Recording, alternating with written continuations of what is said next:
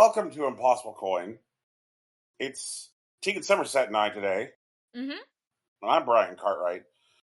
So, and we apologize, dear audience. We would love if Rocky Hardy was here, but there was an incident. There was an incident at the store.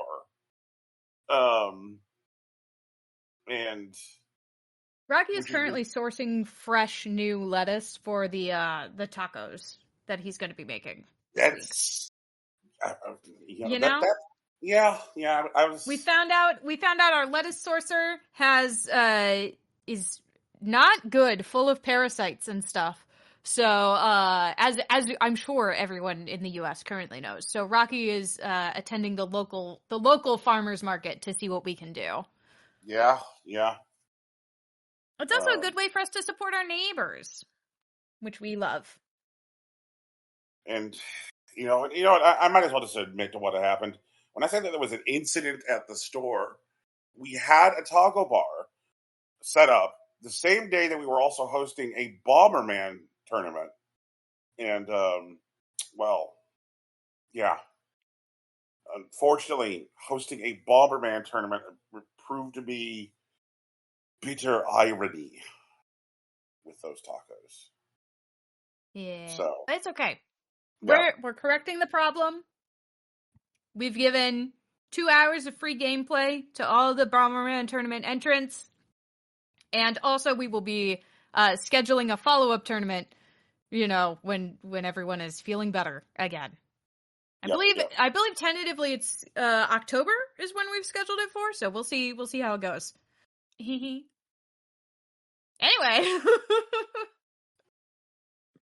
Tegan, I have made myself a liar because here I am looking at my phone again. Oh, yeah? What are you seeing? Yeah. Dear listener, before we started, I was like, Tegan, I'm going to reply to a text message so that way I don't have to look at the phone again. And then the person sent a follow-up. Huzzah! Yep. This is actually an excellent segue for me, because I have been playing a game. Believe it or not, I still play games sometimes. And it is on Steam. And it's called Librarian, Tidy Up the Arcane Library. And Brian, this basically the plot of this game is, hey, a fairy got into the library and all of the books that were on shelves are now in a big pile on the floor. Please put them back on the shelves.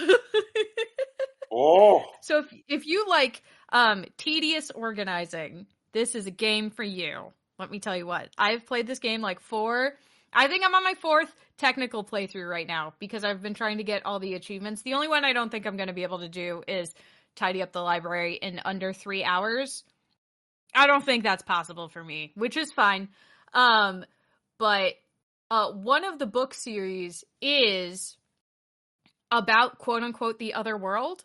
And one of the 10-tome books in this series, 10 books, all on the same subject. And it's called, Are They Addicted to the Glowing Slab? Oh, Jesus. It's just, that's the cell phone. Are they addicted to the glowing slab? And so whenever I pick up my cell phone, all I can think is, are you addicted to the glowing slab?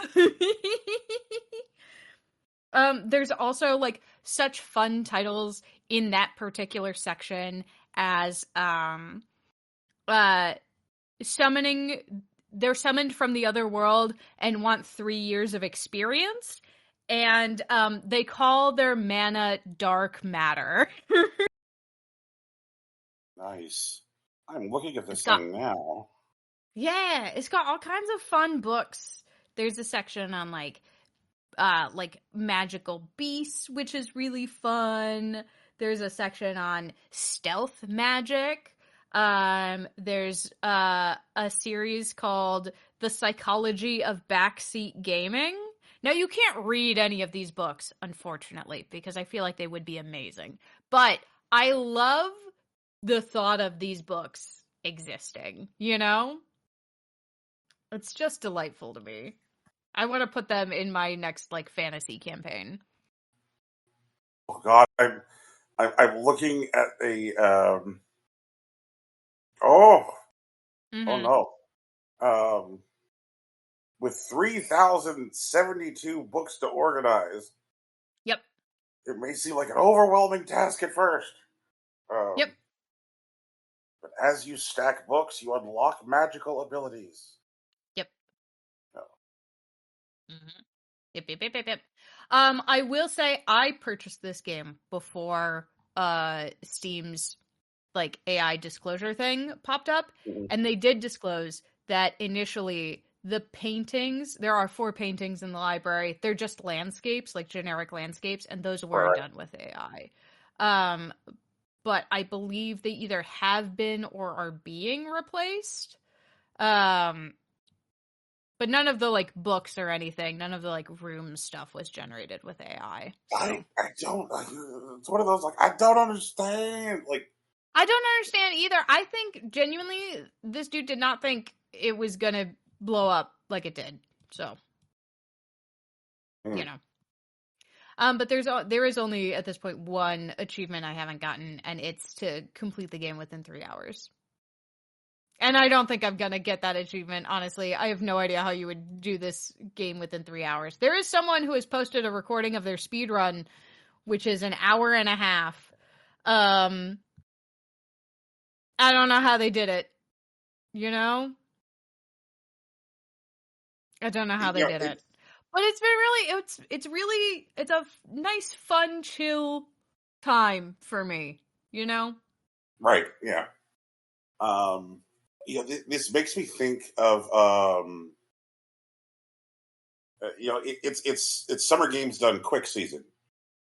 Um, Mhm. and Rocky sent me um a run from summer games done quick. Um, and it was it was a Balatra Nan Inf run. Um, and the reason I loved it so much was that the dude um, doing the run um, knew the exact moment that the game would no longer be able to track the math, um, and it would break. He's like, "Yeah, and it should stop being able to calculate the score here," and he points with his finger, and that was the moment that the game stopped being able to track the numbers. Um, that he knew it. Oh my god, that's crazy. Yeah, He had that much confidence in it. yep. I was like, oh man, that's cool. That's cool. Imagine being that like in tune with a game, you know? Oh What a man, fun time. I know a lot of people like to dunk, on what speedrunners do, and you're like, oh, they're not playing the game the way that was intended. And I'm like, oh man, they're not. Like they're reshaping the game into something different. It's it's wild. Like my absolute favorite thing in the world as far as speedrunning goes is Mhm. I love Ocarina of Time speedrunning. Um, like I know all the splits, um, and like there's something about watching. Um, It's like poetry. oh God, yes, You know, it's video game poetry, the way that the game is then like remixed and re-explored, you know? yeah, Like I understand it. I don't understand poetry. Do not get me wrong. There's like very few poems where I'm like, "Oh, like that resonates with me," sort of thing. Um but the like watching speedruns is the same thing. It's like, "Oh, I get it. Not for me, but I get it," you know? something about watching Child Link do that final battle against Ganon. Um,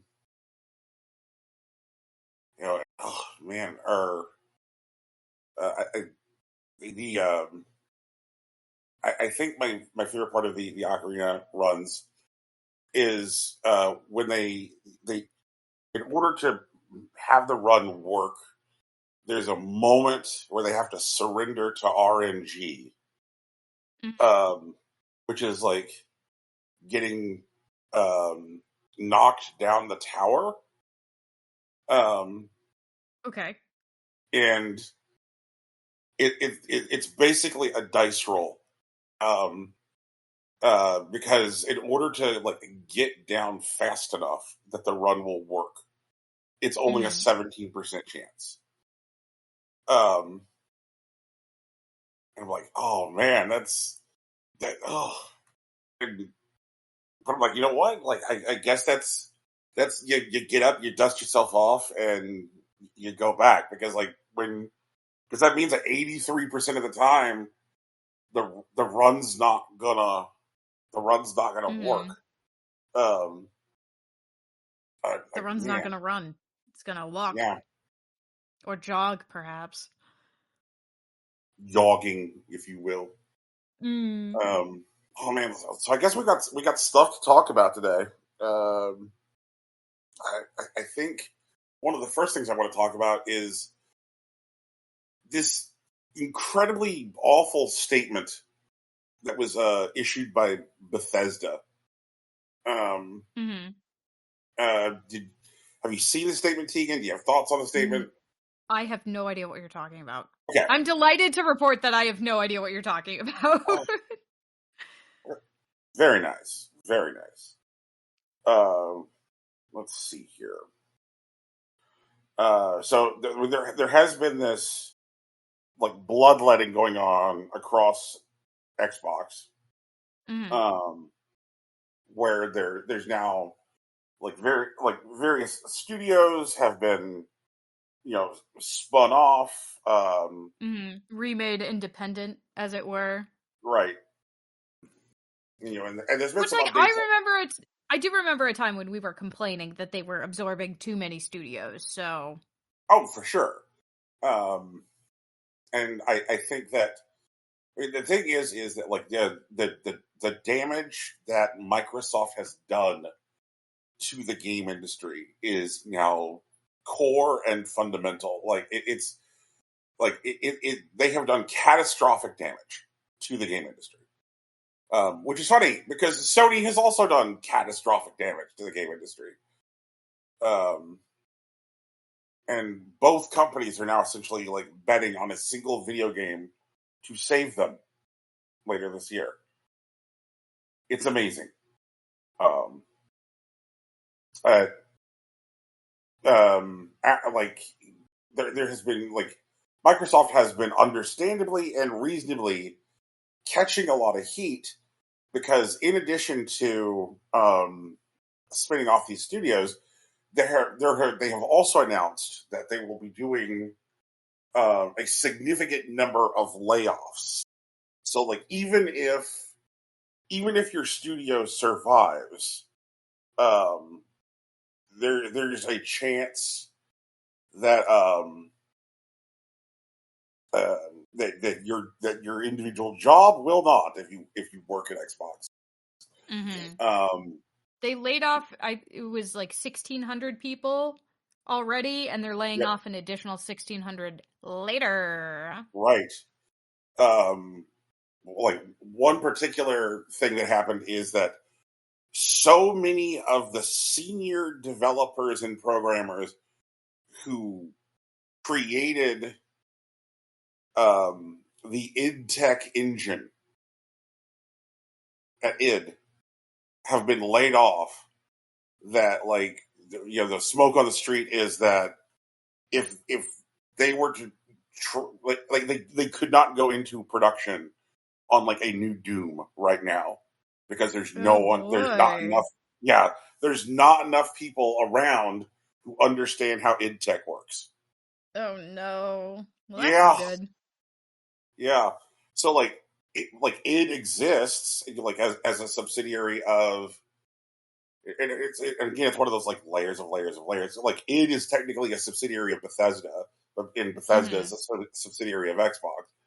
But enough people got fired at id that id can't make Doom the thing that id is known for. What a And time! and What a society we live in. we live in a society, and we talk about Microsoft over the course of all of this acquisition that they have done, because they bought up tons and tons of shit. One of the things they bought was id, and one of the pillars of gaming history is Doom. Like, if you were to sit around and talk about most important video games of all time, Doom would be on the list. And so the fact that fucking a new Doom can't be made because we fired all the people who know how to make Doom is amazing. The studio still exists. Conceivably, they could start trying to make a Doom with a new engine. From scratch. But Jesus Christ. So I feel anyway, like all the people who knew how to make Doom, and this is silly, but and I don't know if this is viable or whatever, but I feel like all the people who knew how to make Doom should get together maybe and start a studio that makes a game that is like Doom in the same engine as Doom because they know how to work it, but it's just not Doom. You know?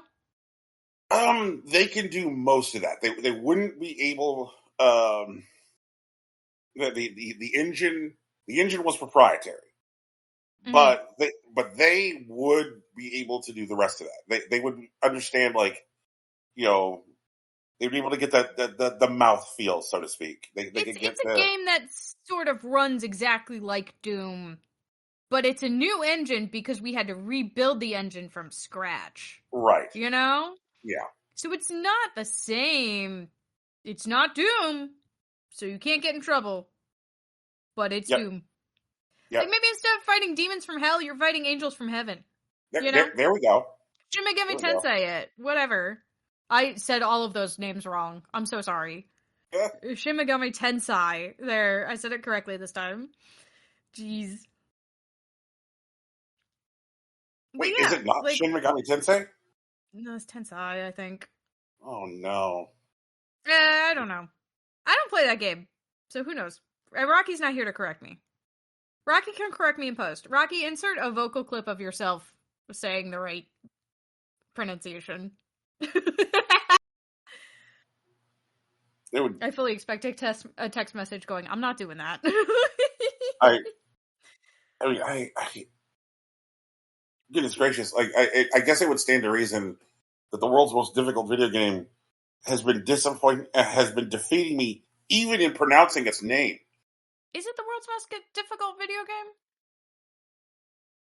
game? At least it's the ones that's I've never felt like a kid having his lunch money stolen more than Ah. yeah. Yeah. Okay. It not only defeats you, it humiliates you. I see. Yeah, It takes you out back, and kicks your ass. And then posts it all over the internet. it sure do. It sure do. Oh, goodness gracious! This Bethesda statement. Um, so Microsoft is now in damage control mode because of the reputational harm that they are experiencing because of these layoffs. And and one of the things that I'm glad is happening is that this is the first time that there has been, to my memory, a large groundswell reaction by a fan base saying hey, these layoffs are wrong.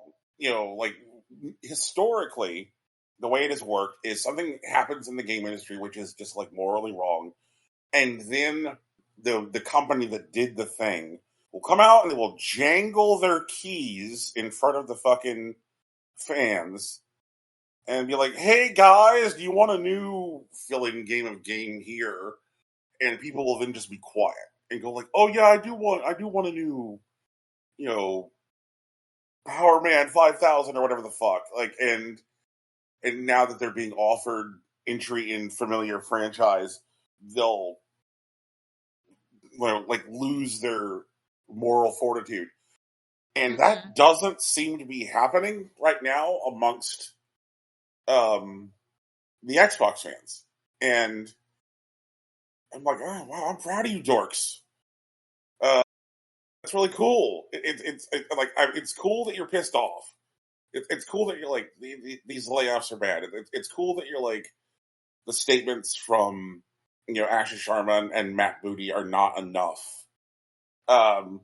So they had Bethesda put out this statement, which I will now read. Hem. Feel free to break in with exasperation at any point. A note from Bethesda Game Studios. We love making these worlds as much as you love playing in them. Today, we want to share what's next for Bethesda Game Studios and what you can expect from us in the years ahead. For 40 years, we've built games that have entertained almost 500 million players. More than just games, these are worlds. Worlds for you to explore, shape, and make your own. Worlds we return to together. That's what's driving us forward. We're investing more deeply in the worlds players love, giving creators a bigger Like Doom. role. Like Doom. Yeah! We're investing more in the worlds that players love, like Doom, the most recognized video game almost of the entire world. You fucking idiots. Anyway, sorry. Continue. I mean, seriously, God damn it! Like, there's very It's Doom. The whole thing is, can it run Doom? Like, we're running Doom on microwaves, and you're telling me you can't? Whatever. Right. There's I don't go here. It's not my business. There's very few IP that I would say is like, a good question is like, when you look at a game, you go like, is it as fundamental to the history of video games as fucking Mario? And there are very few games where you can say, yes, this game is as fundamental to the history of gaming as Mario. Very fucking few. And to put yourself in a position where you can't produce one, that's shameful. Shameful. Okay. So, hem. Starfield continues. With over 17 million players logging almost 1 billion hours to date, Starfield remains an important part of our future. As we enter year 3, we'll continue expanding the settled systems with new stories, targeted gameplay improvements, and additional updates while we prepare for the launch of new Starborn content next year. More than 40% of players already customize their experience through creations, and we'll continue investing in creators and giving players new ways to make Starfield their own. We've believed from the beginning that our worlds belong not just to the people who make them, but also to the people who play them. That's why we've long provided players with the tools to create their own experiences, dating back to the Morrowind construction set. This year marked another major milestone for creations, with the expansion of creations to Fallout 4. We're proud to say that creators have already earned more than $10 million in royalties from their work. Fallout is one of our biggest priorities today. Fallout 5 remains a long-range destination, and we have multiple Fallout projects in active development right now. Fallout 76 continues to be home to millions of players exploring Appalachia together. With how many alright, like, if this... I'm really glad that people are still having fun in Fallout 76. Good for them. I'm so for real. You know? Yeah. I was worried about that game for a long time. Now I don't have to worry about it anymore.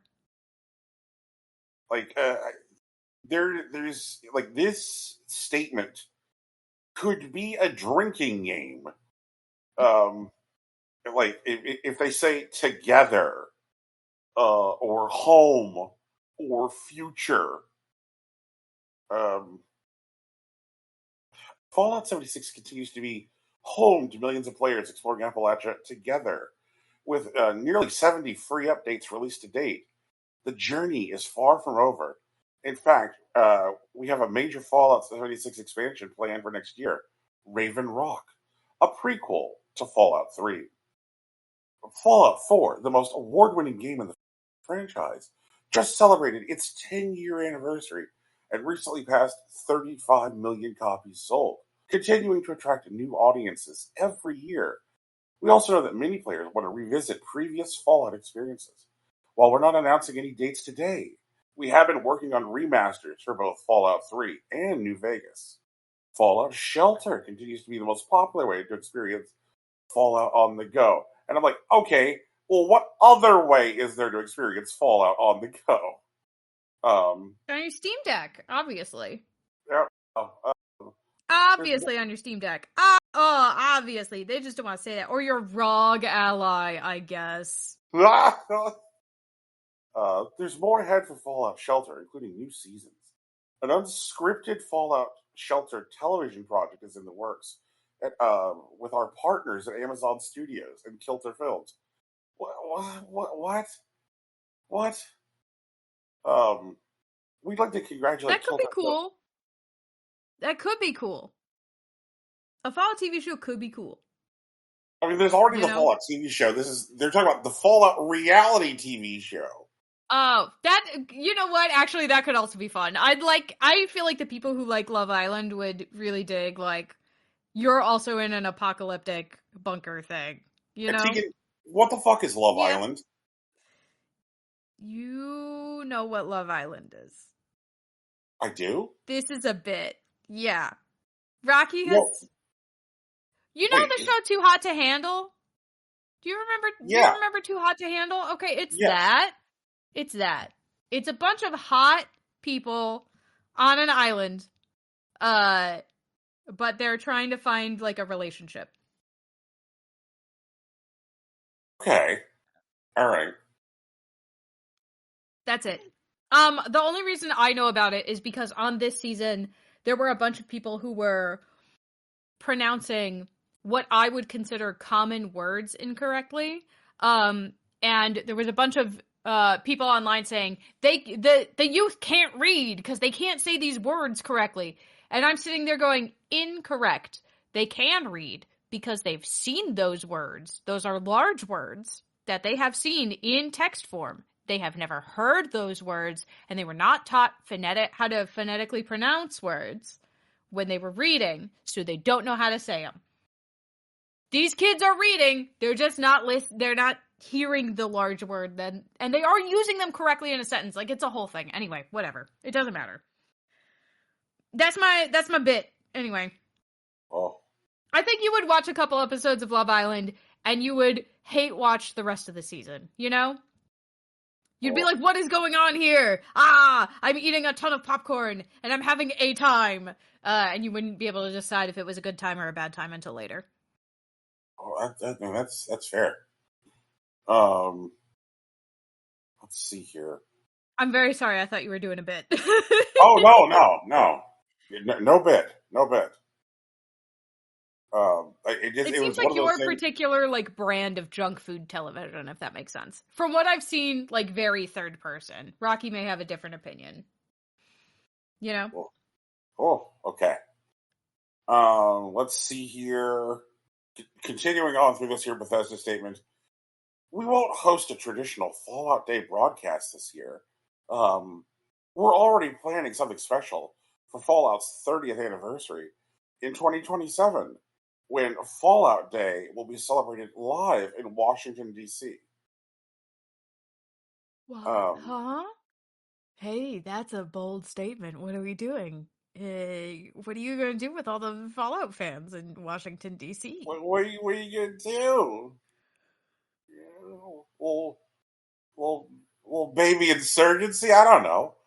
No, God. For legal reasons, that's a joke. For legal reasons, that's a joke. See here. The Wasteland continues to expand as we team up again with our longtime friends at Obsidian Entertainment. We're happy to confirm that they're working with us on a new Fallout project. We'll have more to share in the future. We're also bringing our teams closer together across Bethesda, ZeniMax, and partner closely with Bethesda Game Studios with the Elder Scrolls franchise, while continuing to deliver incredible experiences for Elder Scrolls Online. Season 1 returned to the Thieves Guild. The team has more planned for the future. By aligning more directly across the franchise, we can create better experiences for players.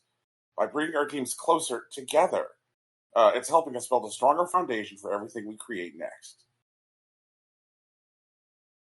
The foundation extends beyond our teams to the technology, tools, and systems. Like the fucking technology, like in tech. It's Anyway, okay. Anyway, any whoosies. our team is now developing both the Elder Scrolls 6 and Fallout 5 using Creation Engine 3, a shared technology platform that we've been building since Starfield's launch. It allows our teams to support multiple projects simultaneously with new tools, rendering, and systems that define our games. Fallout 5 is currently in pre-production. Elder Scrolls 6 is our primary development focus today, and the majority of our team is currently working on the next chapter of the franchise. With over 65 million copies sold, uh, players are still exploring Skyrim 15 years later. But we know it's been a very long wait for the sequel. The next chapter is on its way, uh, where we're planned to be, loving how it looks, and we're playing it every day. Um, Across Bethesda Game Studios, we're building the future for Fallout, Elder Scrolls, Starfield, and we're investing in technology, bringing teams closer together, supporting our live games, expanding into new forms of entertainment, and developing the next generation of Bethesda RPGs. We couldn't be more excited for what's ahead and wanted to share as much as we could today. We can't thank you enough for all you've given us and these worlds. We can't wait to continue them together. Bethesda Game Studios. Wow. Cool. It reads like a hostage statement. Like just Yeah, I mean, Bethesda's been a hostage for a while, though, I think. So, yeah. nothing new there. Asha Sharma out here being like, read this. Smile when you read it. Yeah, Ugh. I mean, she has been hired to fix a bunch of stuff. Yeah. And like, and I do understand that there are things that like, have been done by previous leadership that like are like fundamental fuck ups, and that like, but it's, oh man, goddamn, it leaves such a like at this point, like most of the major gaming press out there, your Kotakus, your Polygons, what have you, are the way they're treating it now is like, yeah, we are currently experiencing the slow motion death throes of the AAA gaming industry. Like we are watching the death of consoles. Consoles are dying. Mm-hmm. Um, um, and I guess I'm not sure if I particularly care. I'm I not don't sure if know if it's gonna. Here's the thing: is I don't know if it's gonna be a full death of consoles, because I genuinely don't believe uh Nintendo will ever exit the console market, at least in Japan. You know, I think that just like because they're so like walled garden about it. I can't see them yeah releasing anything on PC ever. So I think Nintendo will eventually be maybe not the only console market, but you know, yeah for like I when you think of a console, you think of Nintendo and not Xbox and not PlayStation. right And here's the thing: is like Sony doesn't even want to. It doesn't sound like Sony wants to do video games anymore because of the new, like their current leadership. They don't want to do video games. They want to do anime and movies. And I don't know how I feel about that. As someone who is big anime, I don't know. I don't know. Whatever. It is what it is, I guess. We'll see how it all shakes out, but I don't think it's fully gonna die. I think it's just gonna be this is just gonna be a shrinkage. I think eventually we're gonna get what we're gonna get, I think, is gonna be new blood here. And it's gonna be Nintendo and like four other people, I don't know, we're getting all the little like cool handheld, cool like Game Boy likes and like that kind of thing. And I feel like that will end up happening before like the console market completely dies, you know? Yeah, yeah, and like I mean, I think that there will be like and maybe like I mean, maybe a better way to put it is that the console market is going to contract and change shape significantly. Yeah, Um, it's undergoing an evolution. yeah, um, And like these current household names, I think in 20 years won't be the same, right. except Nintendo. I think Nintendo will still be here. Um, Much to several people's disappointment, I'm sure. I think that and we've talked a little bit about this on the show before, like the idea of companies resurrecting old hardware because they can now like build them using like FPGA chips. Like there's multiple people out there's more than one company selling something that you can just like slap a Game Boy cartridge into. Um, in the case of analog, the analog pocket, like by default, you can slap anything up to a Game Boy Advance cartridge into it, and like it has those uh, the like the cartridge slot modifiers that like allow you to like also put in like Game Gear games and um, Atari Lynx games. So like really, if it ever ran on a handheld, um, the pocket will support it. And then there's the mod Chromatic, which plays Game Boy Color games, and is a very nice piece of tech if you're willing to buy something from a guy who's an arms manufacturer. Um, that's not me. Um, I for analog. They do not Mm. manufacture military weapons. Um, and like and there's stuff like the Playdate, Hmm. um, which is like a very affordable piece of tech, and the games on the Playdate are very affordable. Like I think the most expensive game on Playdate is $15. Mm. Yeah, and And generally then there's they're your Steam Deck, yeah. at least for now. I mean, I think that little. I mean, like it appears to me that like Valve is like hunkered down and it's like, yeah, we're in this.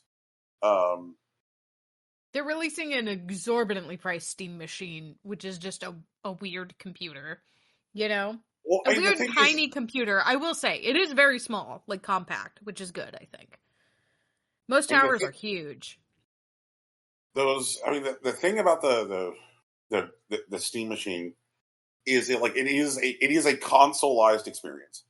You get the thing out, you plug it up to your TV, you've got your Steam controller, and you do not ever need to like exit like Hmm. the wrapper experience, which means like it's just this thing that like it I know this from Deck. It feels like turning on a Switch. It feels like turning on an Xbox. Like unless you go and you press the button, like the I want to do computer things button, then it just feels like a Hmm. console. I think it is neat to have something that is as locked down as the user wants it to be. Yeah, Uh, I think as long as Steam doesn't abandon their general PC market, and like as long as Steam doesn't try to wall garden their game situation into the Steam machine, I think Steam's gonna be fine, you know? oh, for sure. Yeah, I think Valve has it in the bag. yeah, and like when we've talked about the survivability of Valve before, and that one of the key ingredients to like why they're okay and why they are why they are making money and not treating their customers like assholes is the fact that Valve is not publicly traded. There is no answering to the shareholders, because there are no shareholders. Mm-hmm. The Which is why, shareholders are the people in the company, yeah. they have to do what's best for the people in the company. So, And they have one of the best fraud teams out there. So like Gabe he can expand his knife collection. Um, it's like I think that like we're gonna see more retro handhelds, more like tiny niche handhelds, like stuff like Evercade.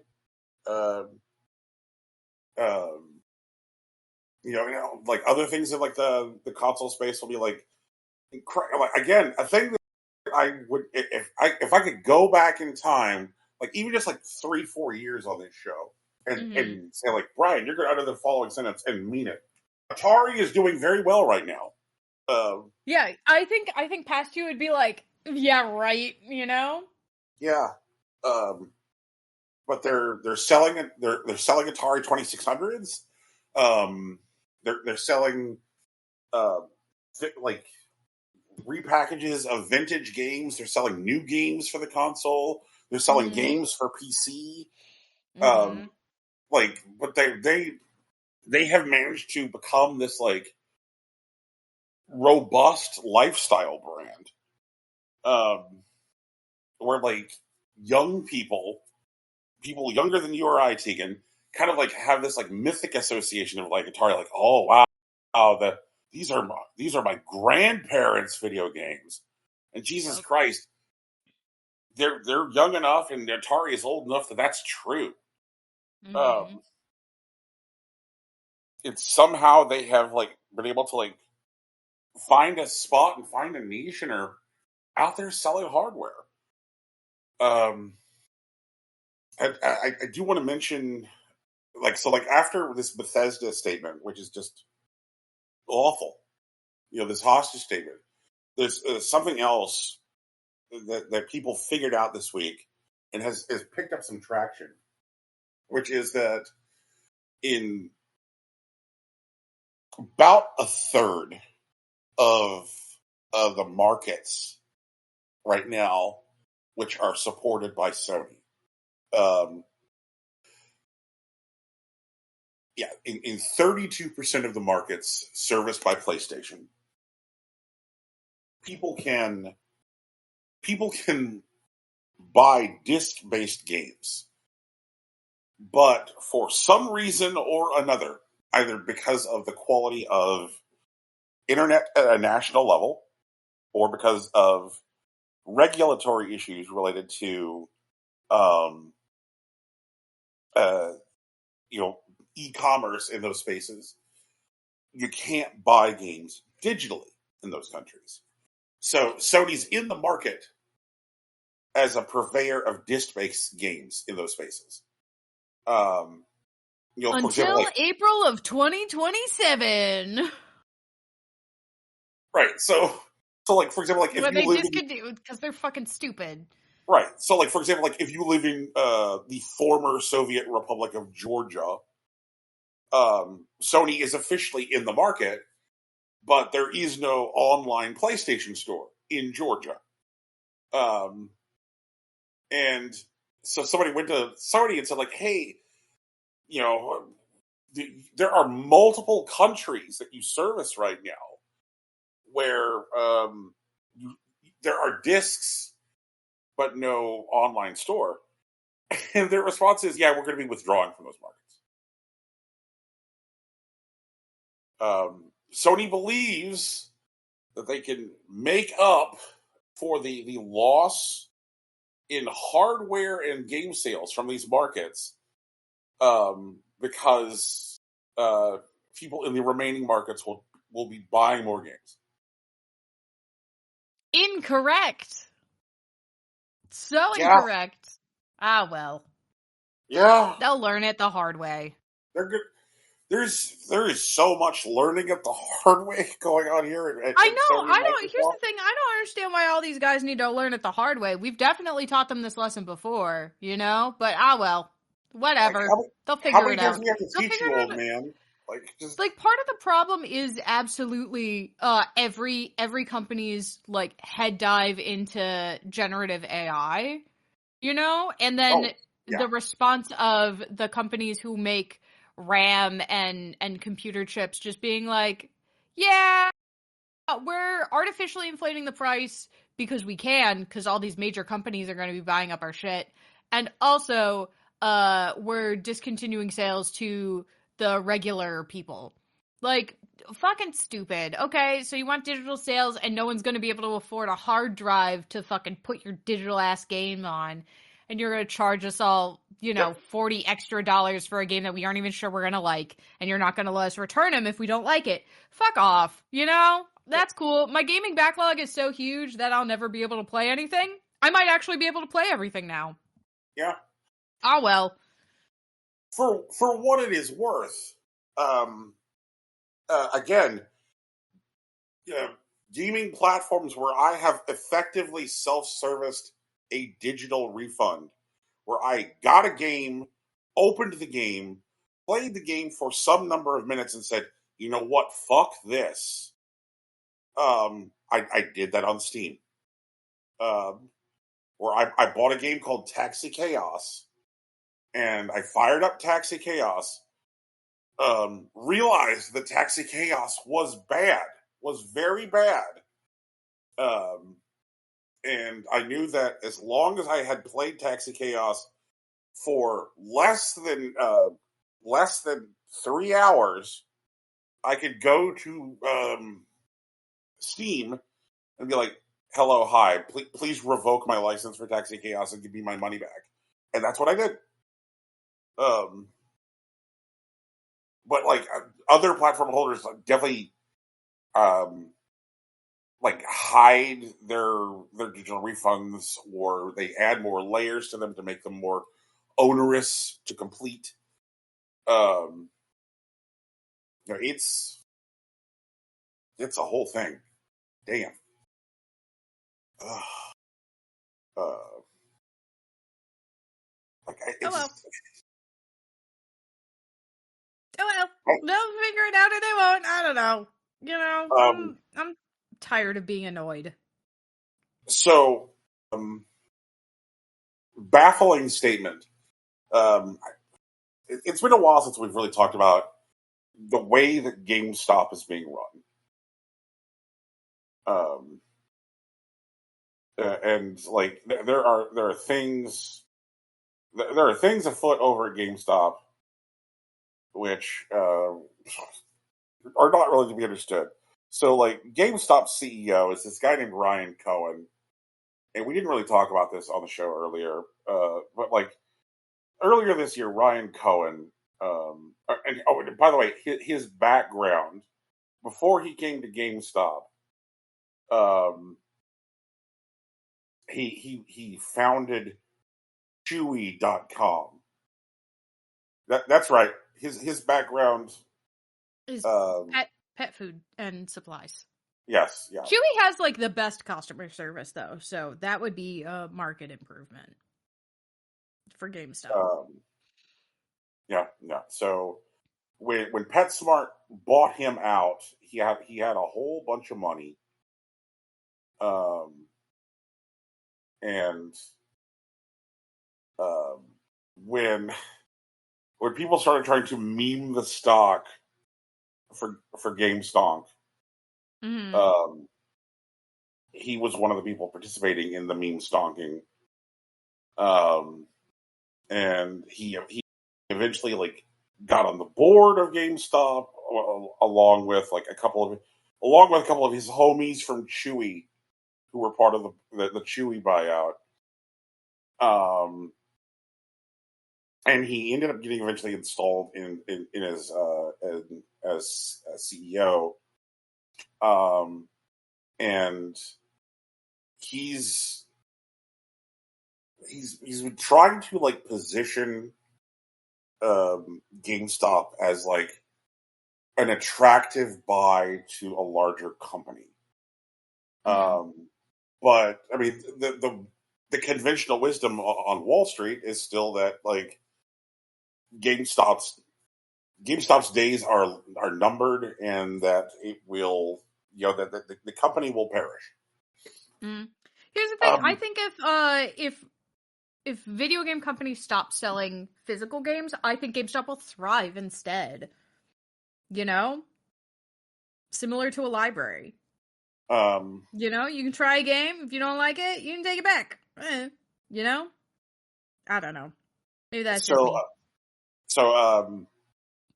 Cohen, his most recent antic was he tried to do like a hostile bear hug takeover of eBay. Yeah, but eBay, that was fucking stupid. That's so dumb. And like, it was one of those things where it's like, how are you going to do this, Ryan Cohen? And because there's nowhere near enough cash on hand for GameStop to buy eBay. Yeah. Because even though they are both companies which are in like bad shape, eBay is a company in bad shape that is far larger than GameStop. So like it was just like look at these things just like limping along. Like eBay put out a statement that's basically like, "We're not your girlfriend, go away." And he tried like stunts, like listing some of his personal like gaming paraphernalia like on eBay. He's like, "I'm going to list things on eBay in order to pay for eBay." And he put up some like GameStop memorabilia as well. But it didn't happen. It more than anything, It was just like a publicity stunt. But Ryan Cohen put out a statement this week, saying like, yeah, Sony backing away from disc, don't care. GameStop doesn't need physical games.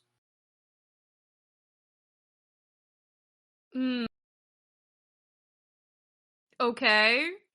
Yeah, and I'm like, Ryan Cohen, if you don't need physical games, what will your fucking business model be? It's gonna be card shop.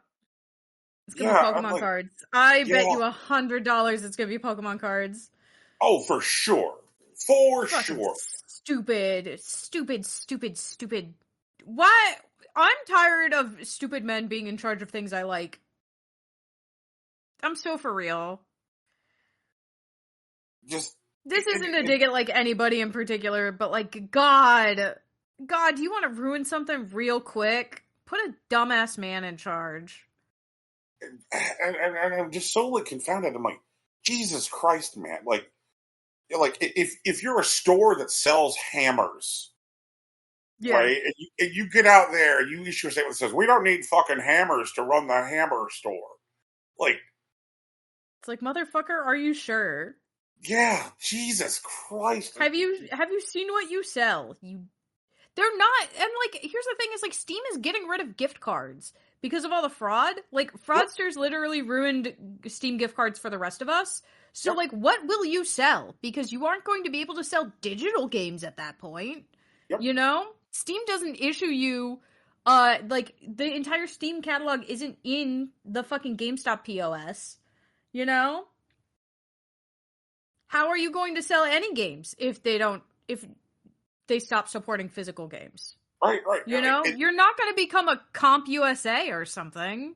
Right, for sure. And like looking at say like the mechanisms of Steam and gifting, like what they have instead of gift cards, like what they've gone to, like which is a lot more elegant, is the ability to like you go through a purchase process for you buy a game, and then like during your checkout process, Steam says, "Is this game for you or for someone else?" Yeah, and you're like, I'm buying. Yeah, you're like, I'm buying this game for someone else, and it'll just deliver the game into that person's inventory. Like earlier this year, I was like, I really want to play some Friend Slop with Rocky and Tegan and play a sledding game with them. Yeah, and so I just fucking bought them a sledding game and it just showed up in their inventory. Like, and that's and our streamer group saw the On Together co-working game, right. and I was like, and like I got it, and one of the other people got it, and we were like, oh shit, this is great actually, and I was like, who wants it? And I just bought it for the group, you know? And um, and because it's not like, say, generic like a gift card, it has that sensation of feeling like a personalized gift. You're like, oh, I Mm-hmm. want to get this specific thing for my friend. Like, it just If the only way that Steam could make the Steam game gifting situation any better, in my opinion, is if they give you the option to digitally gift wrap the game.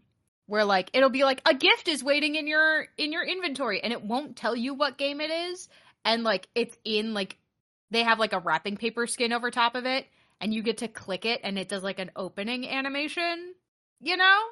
yeah, That's the yeah. only way I think they could make the gifting experience more gifty. That would be neat. I would be into that. I think it would be fun, you Yeah, know? It'd be cute. yeah, yeah. So, but back to GameStop. Yeah, back to So, GameStop. yeah, the whole point of our digression there is that, like, Steam does not need a middleman for the gift experience. Mm-hmm. They and like it's like Steam has gotten by without grandmas being like, "Oh, Junior wants to play the Among Us." You know, like they're fine. They're fine. Mm-hmm.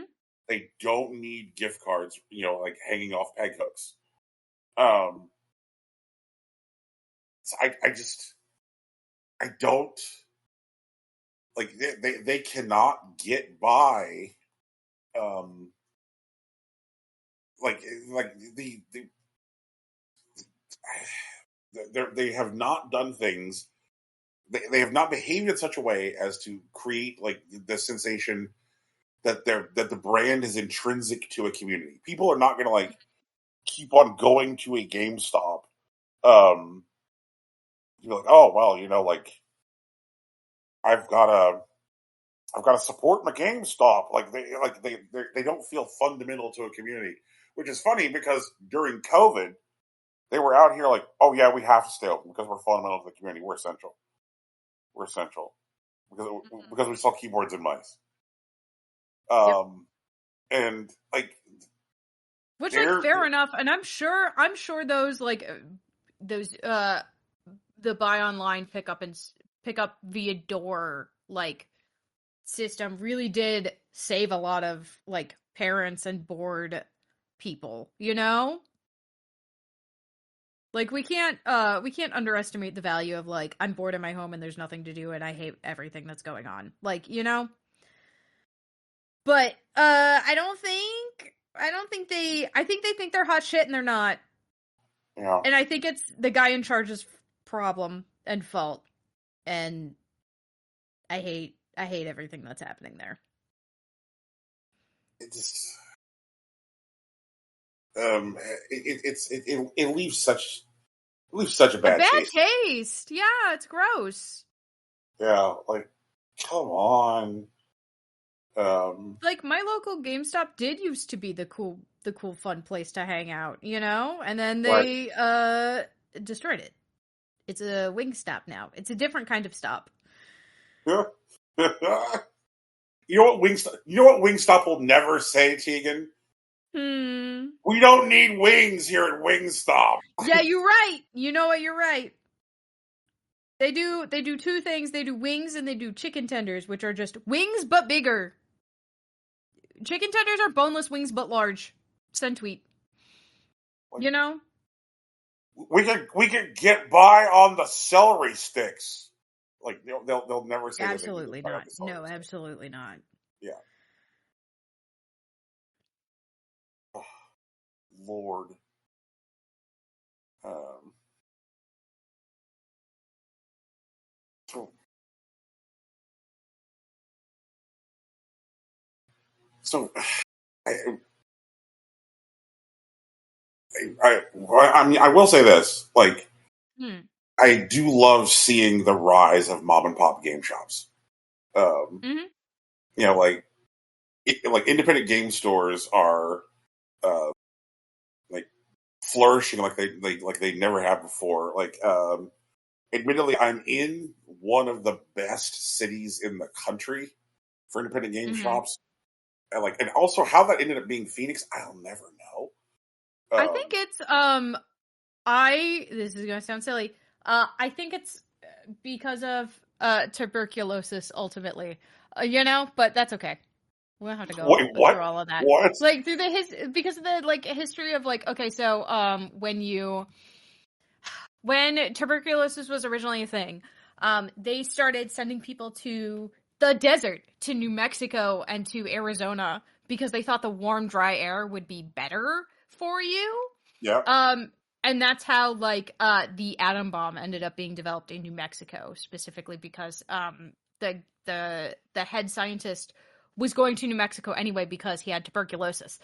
Anyway, but like it turns out that warm dry air is ideal for storing data stuff. So that's why I think like there's just a lot of good stuff over there because it lasts Oh, longer okay. So than in like the humidity areas of like the Pacific Northwest and the Northeast. 'cause I know that So you just they're the other great cities to go old game hunting in the country. hmm You can have great success if you go old game hunting in Seattle. hmm Um, because that's where a lot of those companies are from. right. Um, and you can have great success if you go old game hunting in San Francisco. Same thing. Um, Big Same tech thing. industry. Yeah. Uh, and you can have great success going old game hunting in LA or New York. hmm Um, Yeah, financial centers and all that. Yeah, yeah. very And similar hats. Yeah. also like there are tons of game companies which call LA home. hmm Um, But if you want a good pinball machine, you know where you go? The Midwest. it's yep, it's true, true. Big mechanical parts industry over here, you know? But yeah, Man, I think ultimately it's because of tuberculosis. So there you go. That's your fun Tegan theory for the day.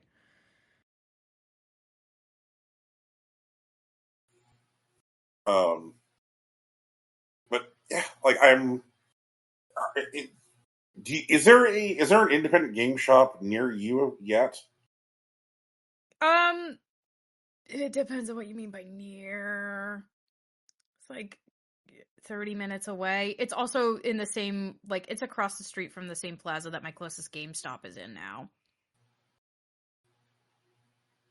But the closest GameStop is like way tinier, you know? Right. So they don't have like the pre-owned selection that the independent game shop has because they just don't have the physical space for it. See, I am looking at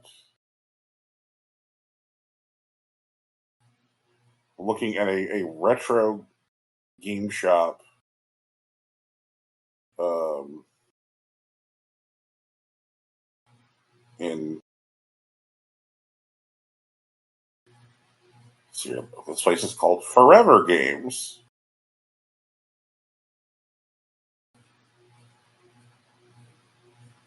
What? Yeah. Awesome. Yeah, yeah. Looks kind of good. Mm? Um, yeah. Ample SNES inventory. Mm-hmm. Yeah, yeah. Yeah, yeah. Oh, And I still have oh, my original SNES, you know? it appears to me that Forever Games has a boxed copy of Earthbound for sale. Oh, I don't even want to know what they're charging for that. Yeah. $10 billion, probably not. Oh But yeah. Oh, no, I don't think it's that expensive. Not you could $10 billion expensive. I think it'll probably be pricey, but not like $10 billion. My guess is it's gonna probably be about 1,000. You think? Yep. Does it Yep. Yep. list it Yep. on the website?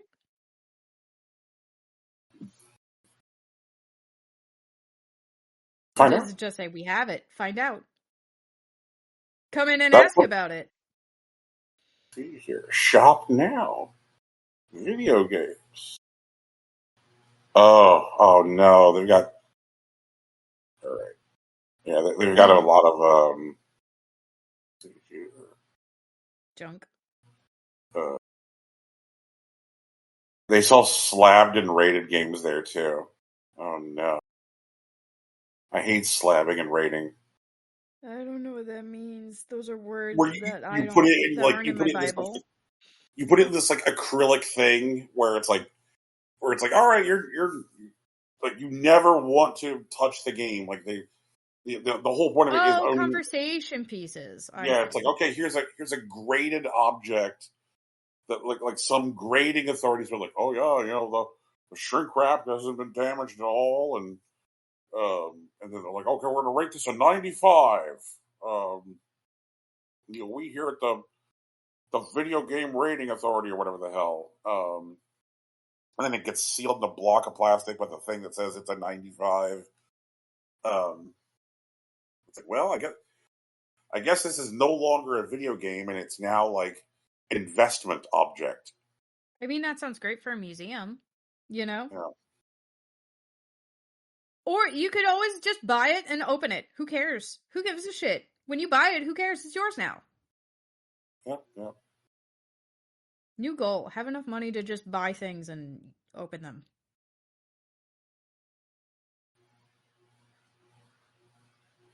You destroy the value of the game. I'm enhancing the value of the game by playing the fucking game. I'm doing what it was designed to do.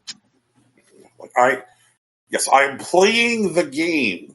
As long as there's already a copy that exists for preservation purposes, who gives a shit? Let me play my video game. Oh. This whole Why are you mad at me for having fun?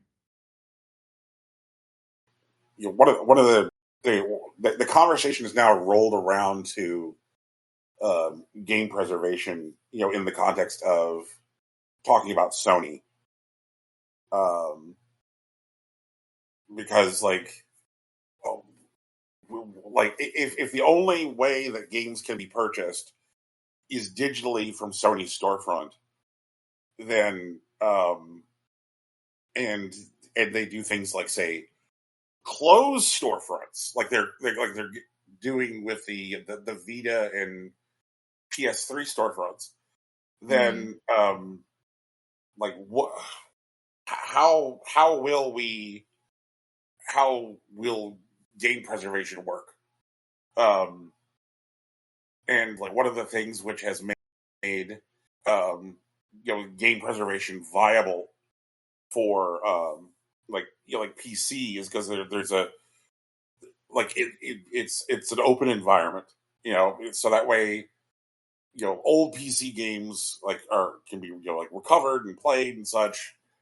But this business of like, well, Sony Sony's decision is basically like adversarial to preserving the history of gaming. Mm-hmm. And like they got asked about this decision in the context of game preservation, and they're like, oh, like we don't really see this as a concern at this time. Um, and it's oh I'm man, so like glad you don't see it as a concern this time. You're wrong, but that's yeah, cool. it's crazy. They do not see like how much like there are people out there who say by default prefer digital, but have such disdain for this particular decision that it will alienate. I'm usually a buy digital guy. Like Mm-hmm. I don't like to have great big stacks of stuff. Like Yeah. I've reached a point in my life where great big stacks of stuff is an irritation. Um, Mm-hmm. but also I hate this. Thanks, I hate it. The only reason for me that like digital feels like a viable decision is because I know that there is a parallel ecosystem that allows for preservation. Mm-hmm. And if that parallel ecosystem does not exist, then I'm not in. I'm just fucking not in. Mm-hmm. Ugh, gross. Um, Super gross. Hate it. Hate it a lot.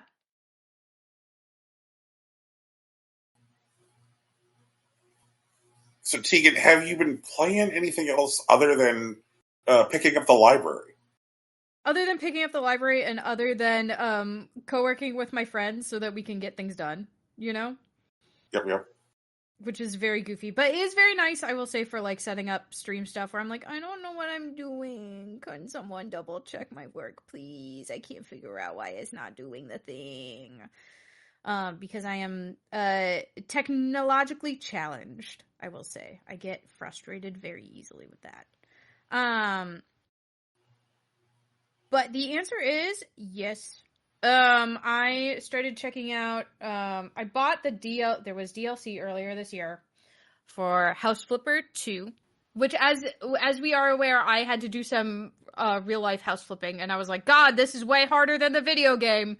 So I had to take a break from House Flipper, but now I'm back playing House Flipper because there was the Sakura DLC, which is all like Japanese houses. Like a tea ceremony house and like a fun garden and that kind of thing. And that's been cute. And then I also started playing oh god, what's it called? Cult of the Lamb. But I'm just playing Okay. that solo. I'm not doing that like on stream, so I'm not doing any of that like have your viewers come in and do whatever because I'm like I don't want them to watch me completely fail at this roguelike. So that's been interesting. I like it. There's I don't understand the like re-education mechanic at all because it said I should be able to just talk to people and change their mind, but that has not been my experience. I think I'm gonna have to put them in the stockade or whatever, and that feels bad. I don't want to do that, so I don't know. Um, and then in addition to that, I got a game on the Steam Summer Sale called Swan Song, which is like a cute little puzzle game where you are there's a music box, and what you're trying to do is you're trying to move a swan from one end of the music box to the other. Like that's the gameplay loop itself. Right. But at the end of every chapter of like mechanic knowledge that you get moving this swan from one side of the music box to the other, you get the story of a uh, a a dad talking to their daughter about their mom who passed away and had dementia. And I Or, got through like 3 chapters and I was like, I think I need to take a break from this one. It just was like a sounds little not like close to home for me, but like a little raw, you know? In a good way. I think it's going to be a good story when I yeah. have the spoons for what it wants to Sure, tell me, you know? sure. But like the It- mechanics are fun. The little puzzle is good.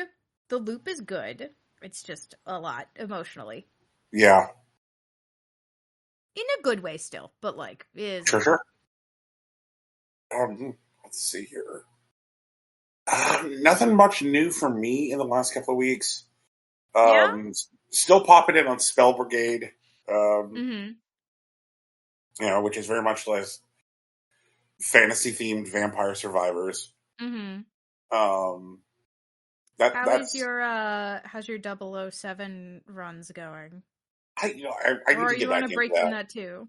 I'm on a break from that, No. and the reason for that, and you can, I guess you can render judgment or not, Tegan. I am back on my bullshit.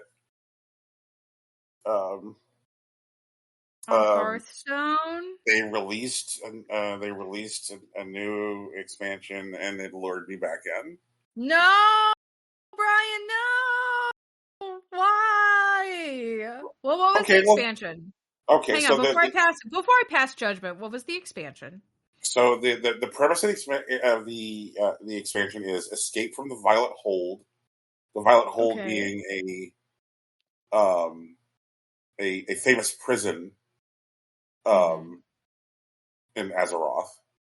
Yeah. And the the bit is that each class has a legendary that allows that class to break an individual fundamental rule of Hearthstone. For example, like the warrior rule breaker card is if you have the rule breaker in your deck, then you can it'll duplicate every legendary in the deck, and normally you can only have one of each legendary in your deck. Yeah, the one for paladin, the paladin rule breaker. Normally you can only have two of any like common through epic cards, but if you have the paladin rule breaker in your deck, then you can select a card to have 10 copies of in your deck. Okay, that's a lot of copies of a card. The priest one, you make a 20 card deck, and then what it does is it copies 20 random cards from your opponent's deck. Okay. Yeah.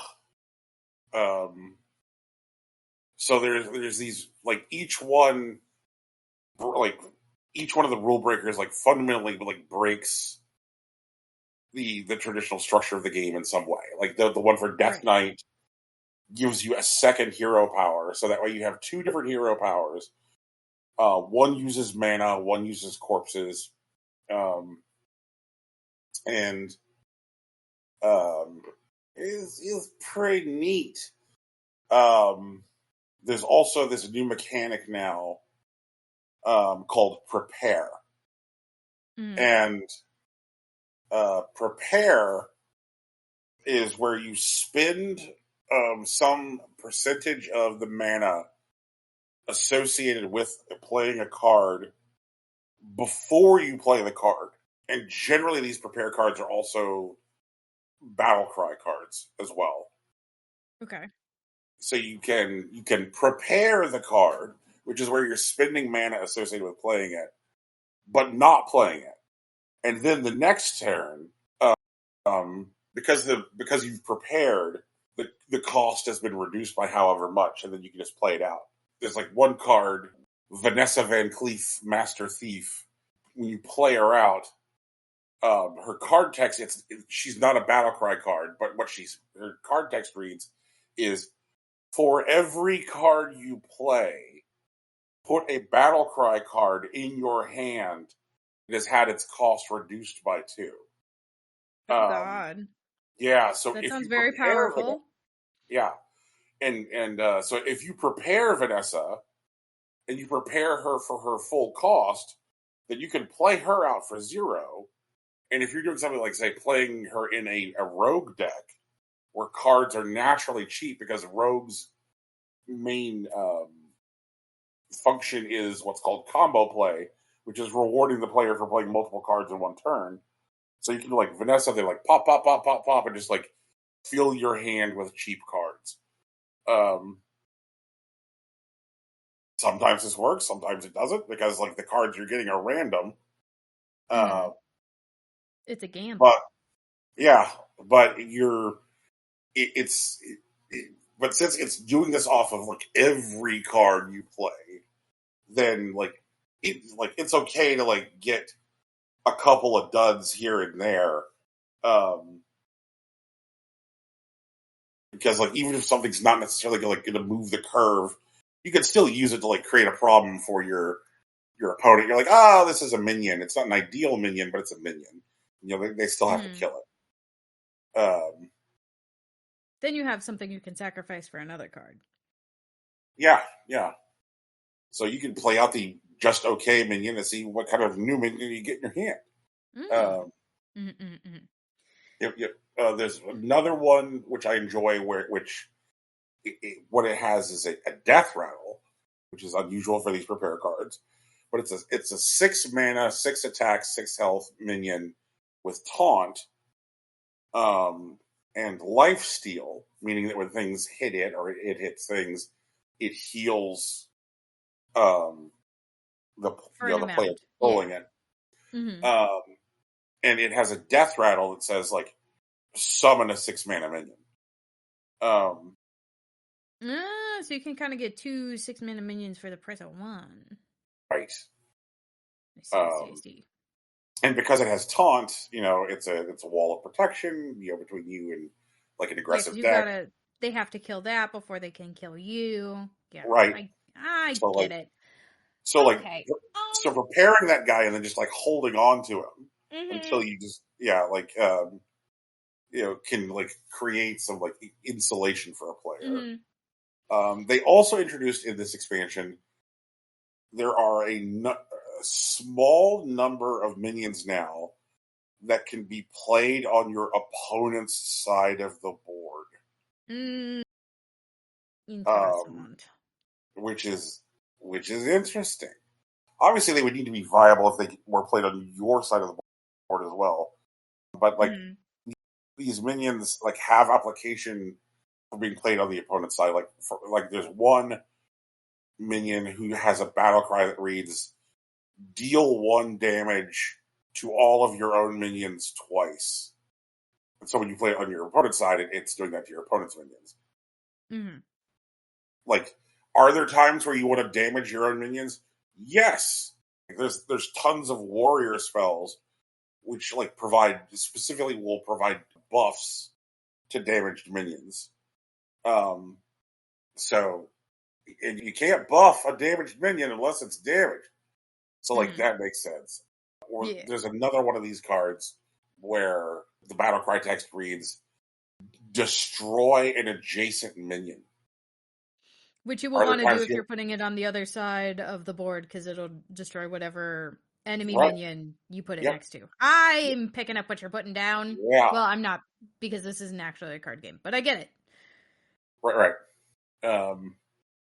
And so like if your opponent has out some like giant minion, like oh, he's got something with like 20 attack, that will surely kill me. Putting this thing down, which has like 5 attack, 4 health, like it buys you time, it kills the big thing. It provides a level of safety. Yeah. So they did enough. They did enough really weird things with this expansion to like draw me in. So, are you having fun? I am, in fact, having fun. Okay. I think as long as you're having fun, it's okay. But I also feel like you may benefit from setting some boundaries with the game again. Not anything crazy, just like maybe you only play it like a couple days a week or something. Or you only play it when you're like in X location or something, Yeah. So that you're not getting so lost in the sauce that it pisses you off again. Yeah. Like Rocky made his like if I lose 3 games I stop or whatever rule for League when he was doing his climb. Something like that. Maybe beneficial to keep you from getting angry again. Yeah. For sure. But I'm also like I'm not your parent. Do what you want. Have fun. You're an adult. Let's see here. I don't play anything else. I've been playing this like dumb color-based Sudoku game. Yay! Dumb color-based Sudoku games are fun. What kind of dumb color-based Sudoku game is it? It's cat themed. Yeah, where you can only put one cat in a block in like a set color. Yep. Yeah. It's like Minesweeper cats. That's what I think of it as. I know it's also Sudoku, but like it feels like Minesweeper to me. I don't know. But yeah, I have been spending a fair amount of time with that. I just picked it up I guess about a week ago, and I've now done I guess 120 or so of the puzzles.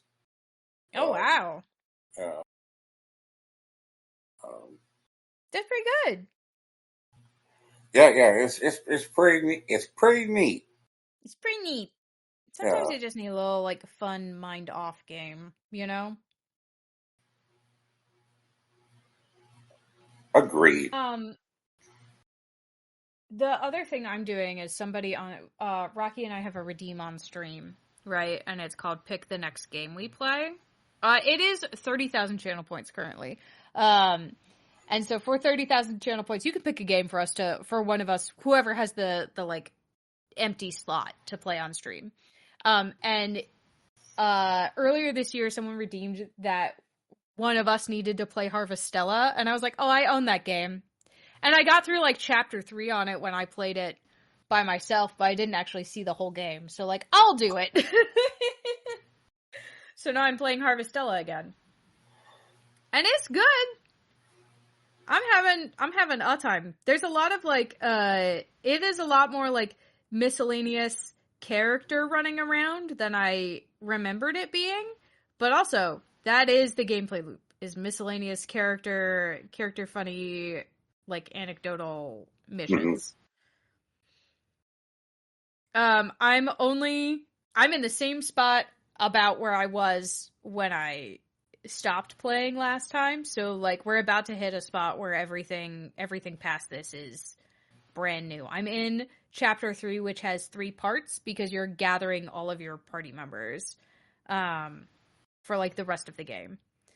So it's like I have to go to handle the 3 seasonal dungeons, and then I get to do whatever the next like activity is.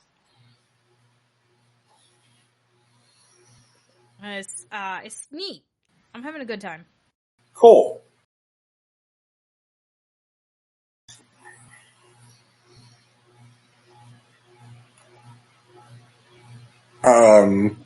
Tegan, do we have anything else, or is this a show? I think this is a show. I think it's a show. It seems like a show. Brian, take us home. Oh man. Okay. We have music at the beginning and end of this show. It's by our kid brother Big Sach. You can find more music by Sach at betweenrooms.bandcamp.com. Our logo is by the eminently talented Lauren Moran. You can find Lauren at her website. You can also find her on Patreon. We encourage you to support her. She does great work. We have a social media presence. I can be found on Blue Sky. Rocky can be found on Facebook and Insta. Tegan can be found on Tumblr. We have a Twitch. Twitch is a space where we do things. Tegan, would you like to tell the folks about the Twitch? Yeah, it's twitch.tv/impossiblecoin. No dashes, underscores, or anything. Rocky streams Mondays and Wednesdays. I stream Tuesdays and Thursdays. We're both online for Splatter Day Saturday. And Brian will stream whenever he feels like it. That's how that goes. Cool. Right now, Rocky just finished Mina the Hollower, or he's about to finish. He has probably just finished Mina the Hollower while as this episode has aired. So he'll be playing something new. I'm playing Harvestella. We're also on a community Haytail server with Farmer Gata. And yeah, I think that's most of what we're doing right now. And we're going to be doing some co-working with On Together, as Rocky is doing certifications for work, and I am getting ready to do a master's degree. Wow. Yeah. Wow. We love it. Well, thanks for hanging out, folks. Peace. Bye. Thank you for podcasting. Thank you for podcasting. Thank you for podcasting.